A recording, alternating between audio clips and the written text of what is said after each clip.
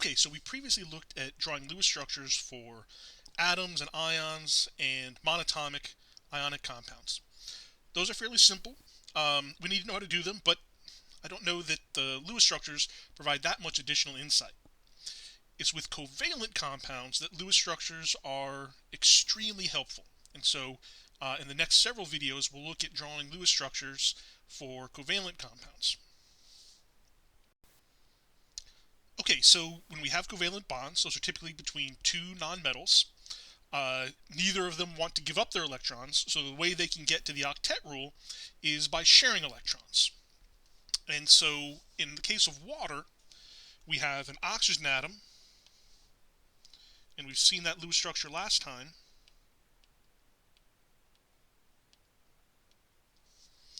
And then, of course, H2O, so we have two hydrogens. Hydrogen has one valence electron.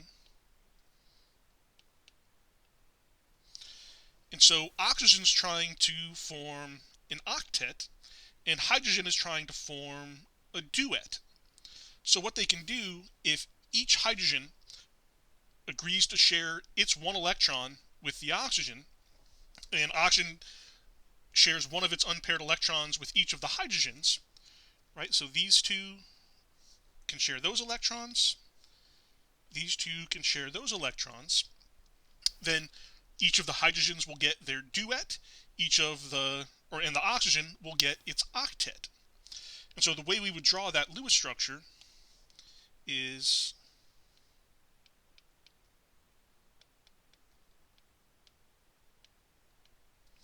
like this. So when they share a pair of electrons, rather than drawing two dots in between them, what we typically do is draw a line. And so this line represents the sharing of two electrons. And so hydrogen gets a duet, hydrogen gets a duet, and then the oxygen gets 2, 4, 6, 8. It gets its octet.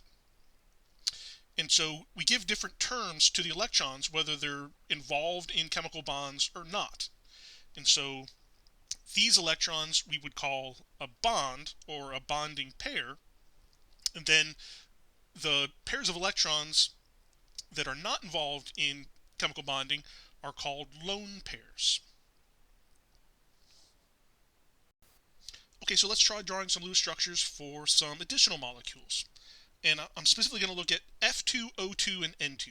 So fluorine has 7 valence electrons. So a fluorine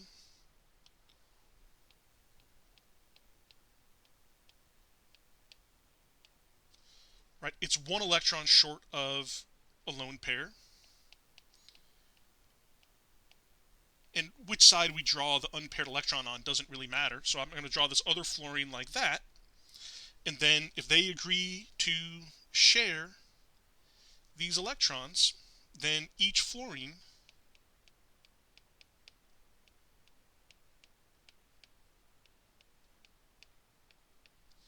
can achieve an octet.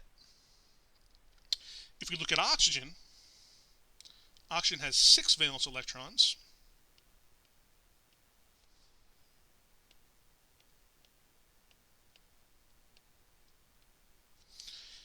And so each oxygen is 2 electrons short. And so if they agree to share 2 pairs of electrons, so they'll share those and then share those. And so now, since they're sharing 2 pairs of electrons, I should use 2 lines to represent the bonding pairs or the bonds.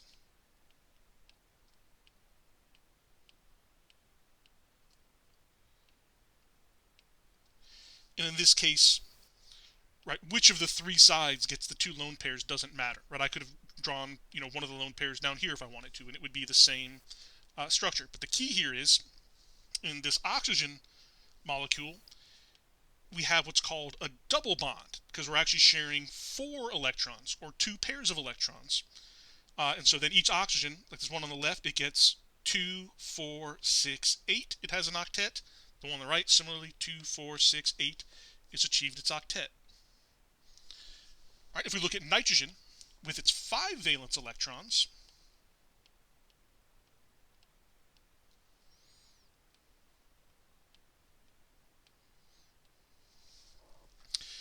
so now each nitrogen needs 3 more electrons to get its octet. So in this case, each one is going to contribute 3 electrons to the sharing a total of 6 electrons. And so in nitrogen,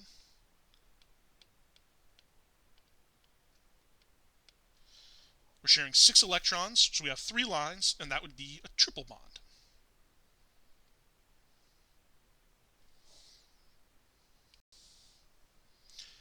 Alright, so for water and for F2 and O2 and N2, it was somewhat intuitive to draw the Lewis structures. There was really only one obvious way to connect or to distribute the electrons for everybody to get an octet.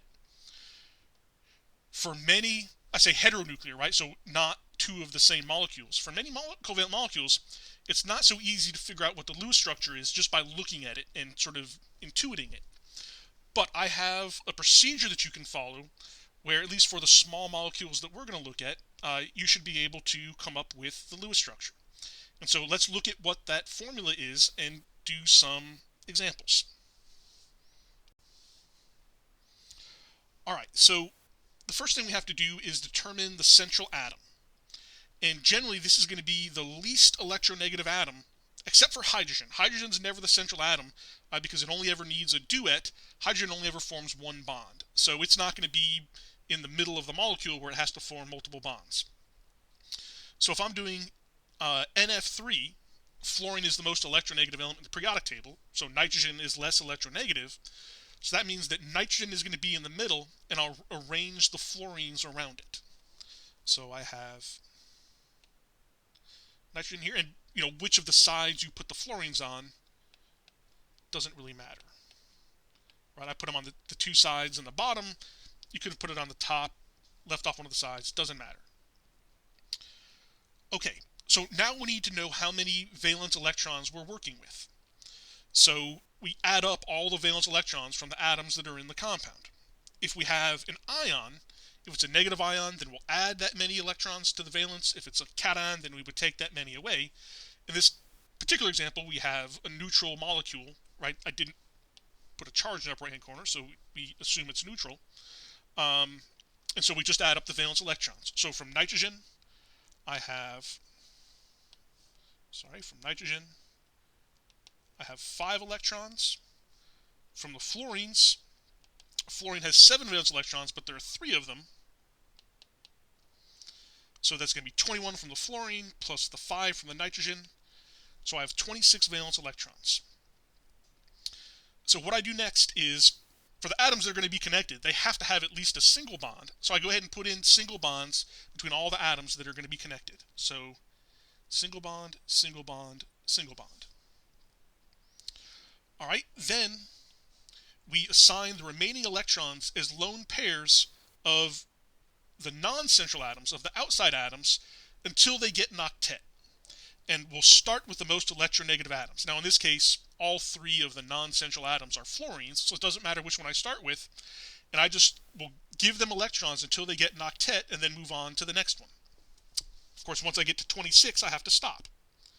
So I've already given out, for the single bonds, right, I've already used 2, 4, 6. So then the easiest thing to give octets is I got to put something on the 4 sides. So I've used 6 electrons already for the single bonds. This is 8, 10, 12. That fluorine's octet is full. 14, 16, 18, 20, 22, 24. And then I have 2 electrons left. The nitrogen only has 6 valence electrons at the moment. So the last 2 electrons would go there. And so I've given out all 26 electrons, so I have no more electrons to distribute. And then what we want to do is check and make sure everything has a full octet. If anything doesn't have a full octet, then I need to change some of my lone pairs to be bonding pairs. Now in this case, all 3 fluorines and the nitrogen have their octets, and so I'm done. I don't have to do that 5th step. There's nothing to do there. Nothing has an incomplete octet. And so this would be the Lewis structure for NF3.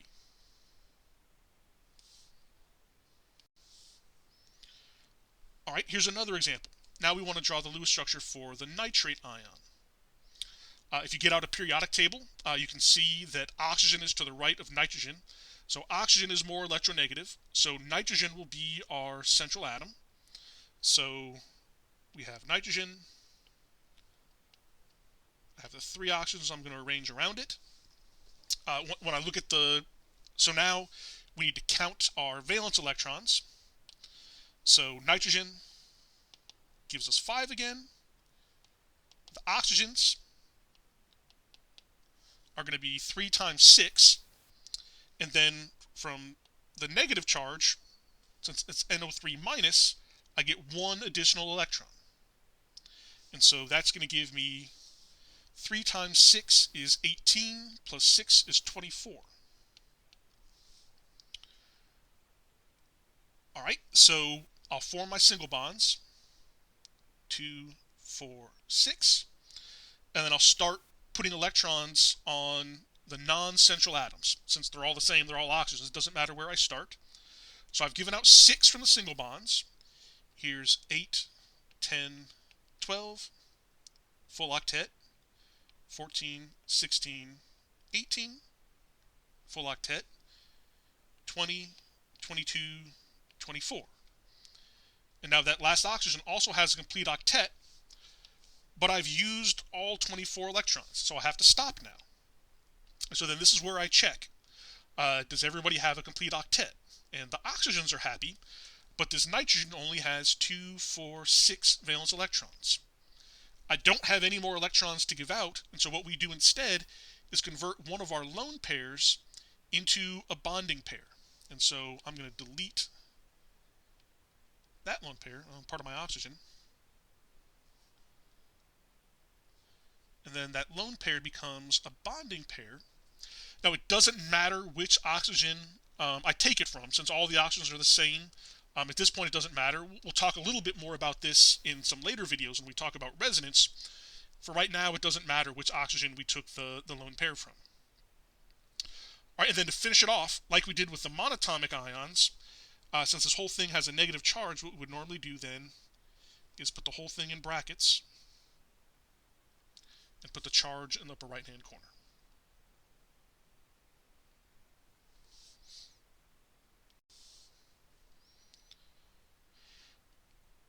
Okay, so now we have H3COH. And in this example, we actually have more than one central atom. Oftentimes, when this happens, there could be more than one way to attach the atoms together. And so when we write the formula, we'll try to write it out in such a way to kind of show you how they're connected. And so in this case, the 3 H's are connected to the carbon, which is a central atom, and I've bolded it because the oxygen is also a central atom, and then it's got a hydrogen on it. So my arrangement is CO, right, I've got the O connected to the C and the H, and then that other carbon, or the carbon, has 3 hydrogens attached to it.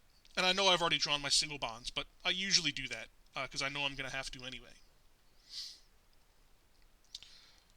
Alright, so now we need to know how many valence electrons we have. We're neutral, so we don't have to worry about any charges. But carbon is going to give us 4. Oxygen is going to give us 6 valence electrons.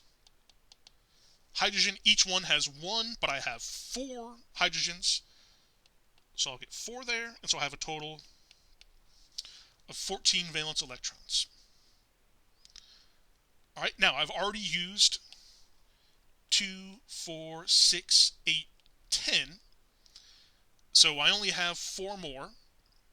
The hydrogens are all happy. They all have their duets. I think you can see the carbon is also happy. So the oxygen is the only one that doesn't have any valence electrons yet. So that's where I'm going to put the valence electrons. So I've given out 10. Here's 12, 14. And now all the atoms have a complete octet. I've given out all the electrons. Since everything has a complete octet, I don't have to worry about any multiple bonds. And this is my Lewis structure.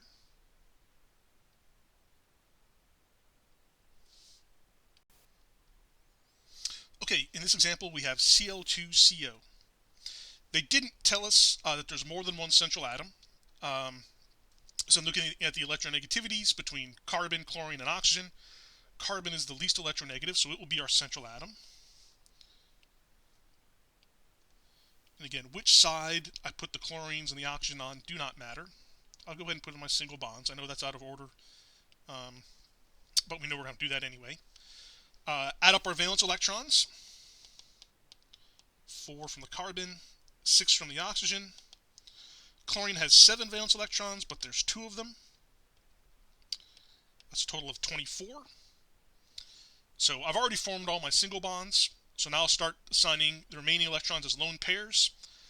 Oxygen is more electronegative than chlorine, so I'll start with the oxygen. So I've given out 6. Here's 8, 10, 12, 14, 16, 18, 20, 22, 24. So I've given out all 24. I have to stop. When I check my octets, the chlorines and the oxygens are fine, but the carbon only has 6 valence electrons, so I need to take one of my lone pairs and convert it from a lone pair into a bonding pair. At this point, based on what we know, it doesn't matter which one we take it from. So we could take one of the lone pairs from the chlorine,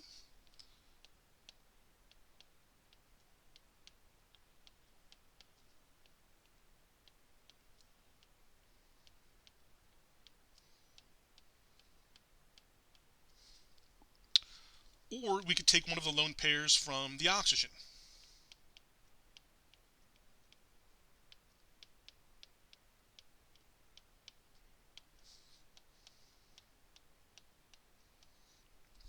In both cases, all the atoms have a complete octet, because now the carbon has 2, 4, 6, 8, or 2, 4, 6, 8.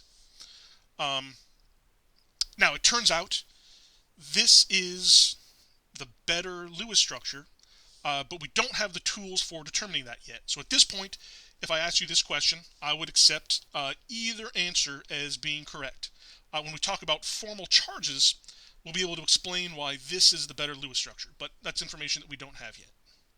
So for this point, either one I would count as correct. Okay, one last example. Again, I have bolded the 2 carbons, indicating that they're both central atoms.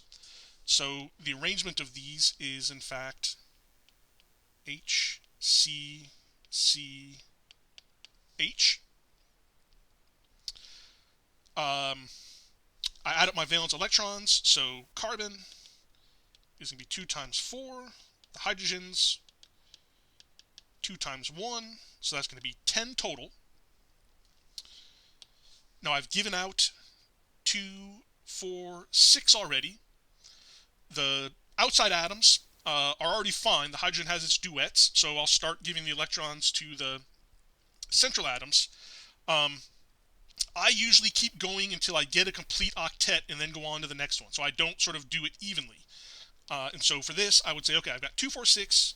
Here's 8, 10, and now the carbon on the left has a complete octet, but I'm done. I only had 10 electrons, and I've used them all. So the 2 hydrogens in this carbon are happy, but this carbon only has 4 valence electrons. And so I'm going to need to take both lone pairs and convert them into bonding pairs. And when I do that, I have the single bond I started with, and if I move both lone pairs to be bonding pairs, then I would get that triple bond. And so now each carbon has 2, 4, 6, 8, 2, 4, 6, 8. So each carbon now has a complete octet. And this would be our Lewis structure. The name of this molecule is acetylene. Alright, so in the next videos, we'll talk about formal charge, which I alluded to in the last slide, and we'll look at some other aspects of drawing Lewis structures for covalent compounds.